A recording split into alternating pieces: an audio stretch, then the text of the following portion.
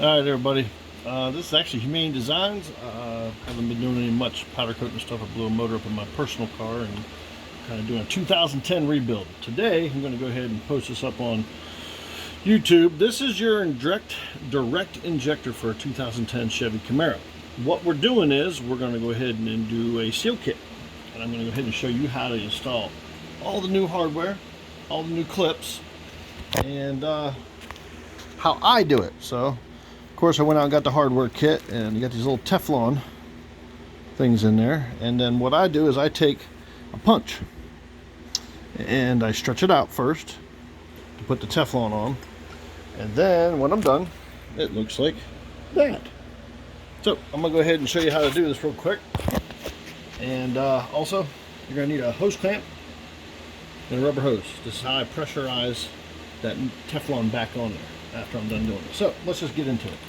So of course I think everybody knows how to do all of this other than the simple part, I mean the hard part I should say, which is the Teflon part. I'm going to go ahead and pop this off first, which is, I'm going to use one of these, and I don't know if you can see that, but I'm in here getting ready to pop this clip off. Once you pop this clip off, just like such, there's a seal on the bottom.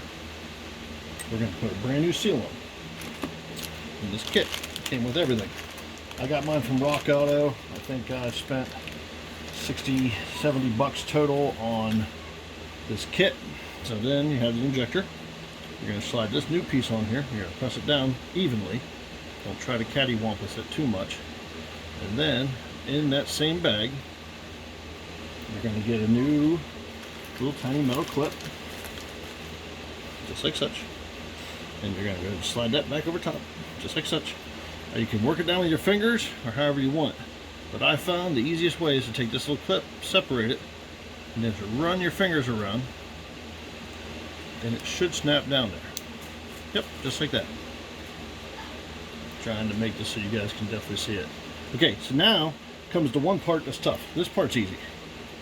I already took the metal clip off. It just slides straight up like such. This is the new one. It slides straight back down. But this part here is pretty simple. I'm going to put the tool underneath here. I'm trying to get my finger out of the way. Sorry, my kid's in the background yelling at me. Anyway, I'm just going to roll that over top. I'm going to put that there.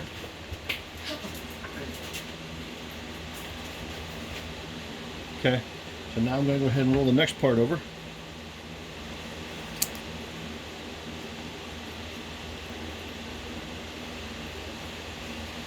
Same method. Get it underneath there, separate it. This is the plastic hard seal. And it's just going to come just off like that. It's got a little notch on it. Don't worry, it's not broken. So then we'll go ahead and put the new one in. Here's the brand new one. Goes face down. It snaps back around. And you're going to take your brand new rubber seal. You're going to snap it around. And there, the top's rebuilt, the bottom part is rebuilt. Now, the tough part. They say you need these special tools to do this one. I say, sure, if you want to spend it, go ahead and do it. If you're going to do it one time in your lifetime, why go out and buy a $200 tool? All I did is nicked it, separated it, pulled it off. Now you have a brand new one that looks like such. Okay? Brand new little piece of Teflon. Trying to get this so you guys can see it. Whatever you do, don't drop it on the floor like I just did, because they're hard to find. This thing is tiny. It'll flex out. I grabbed a punch that is bigger than the injector, and I pushed it back with my fingernails. Just kind of worked it back, worked it back, worked it back. I oversized it just a little bit by working it back. You see how it worked itself back on there. That is bigger than that. So when you take this off, you got to be somewhat quick. Take it off. Try to get this side over here to go over top of this. I'm going to go ahead and do this so you can see it. I put my fingernail on the back side and I kind of roll it, and it pops off. It's in my hand. Right there it is. trying to show you. Now I'm going to work this over top this top. Trying to show you. Because I oversized it, I can work this over top without bending it, without breaking it. She'll slide right on there. So she's barely on there right now. That is your Teflon seal. Now I work this thing down, putting my fingernail on it, work it down, back and forth. This is no different than the 3D tool. I'm telling you. There. It's now on there. You see how loose it is? That's the bad part. You can't put that in your motor loose. So you work it down with your fingers a little bit, just pinch it. That Teflon will size itself back down. And then when you get it in the motor and get it seated, the heat will expand it, swell it, and make it really flat. So the next step, of course, is take a pipe that's bigger, piece of rubber hose that is just a hair bigger than this, slide it over top, and put a C-clamp on it. No, I shouldn't say C-clamp. Hose clamp. Sorry, not a C-clamp. Tighten that thing down and let it on there for probably about, I don't know, some people say 30 seconds, a minute, 2 minutes, whatever. I let them sit there for 4 or 5 minutes. I don't really care. It's not that big of a deal. So then, crank that thing off. Now slide perfectly over the seal. And then look, it's not loose no more. Not loose at all. It barely turns on there. See that? How cool is that? That is your Teflon seal. Now, it'll expand over the heat. You just want to get it in there so you can slide it down inside your, basically, engine wall. But that thing's not loose no more. It's in there. And when you put it in there and the heat gets to it, it'll swell it back out. And you have a rebuilt injector. Hope you liked the video. Hope this helps you guys out. Like I said, this is technically Humane Designs page. I'm redoing my 2010 Chevy Camaro. I'm going to put a clip on it. I'm going to do some painting. I'm going to do some different videos. This is, how would you say, a vacation for me. I'm stepping back from the powder coat, airbrush, and painting because I personally don't want to pay a mechanic, and I personally would like to save my own money. Like I said, Humane Designs was an informative thing. It was a hobby to help other people. Well, now I need help. So now it's my turn to take care of myself. I will be picking the airbrush back up. I will be taking the powder coating back to the level that I want it. But until then, I got to get my own stuff fixed. I have a full-time job working as an electrical engineer for a company. So sometimes you got to stop what you're doing, your side hobby, just to go ahead. See, that's just a hair too tight. You got to loosen this some more. So I'm going to loosen this up.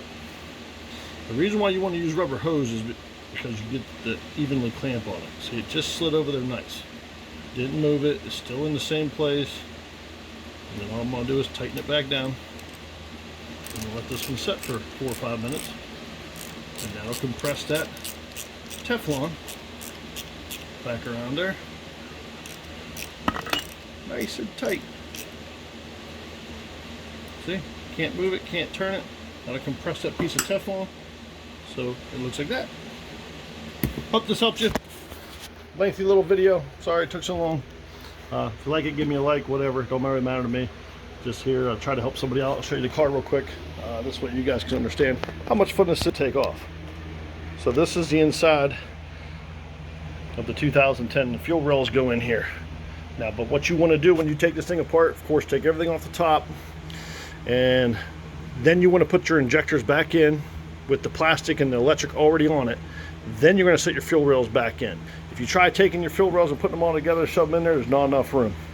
There's definitely not enough room for all this stuff. So like I said, they do come apart. So if you're doing this, you'll have to pop, loosen these bolts, take a screwdriver, push down on the injector to get them to separate. Because they're going to be like this.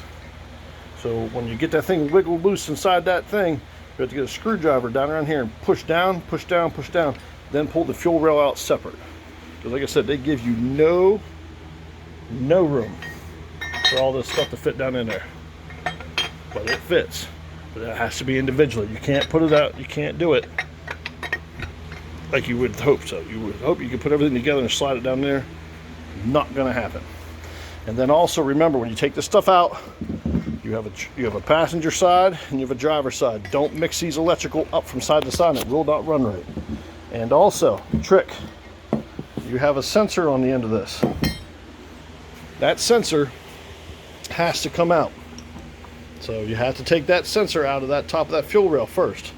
It is 1.16" deep well to take that thing off. So you'll take that off first, cut all your zip ties, pull the rails out first, leave the injectors in. We'll use a screwdriver, shove them down in there, pull them out, and then repeat to go that way. So I found taking this one out over here first with the sensor on it, take the sensor off first, pull that rail out, pull this rail out, then pull the injectors and the plastic electrical, and then reinstall the same way. I guess it helps somebody, because I couldn't find nothing out there really on the 2010 Chevy Camaro. So I hope this helps somebody out. Like I said, thanks for following Humane Designs. Hopefully I get back into airbrushing, powder coating, and painting and stuff. As of right now, I'm going to get my car done. I'm going to take some pictures. I'm going to do the rims. I'm going to do the front end, changing the clip. Show you guys that whole thing as far as my painting skills go. I don't really offer that too much for clients as much as I do for myself. I will paint some body parts, but not a whole car for anybody. So this is my project. Hope you like it. Thank y'all. Good luck. Keep them Chevys running.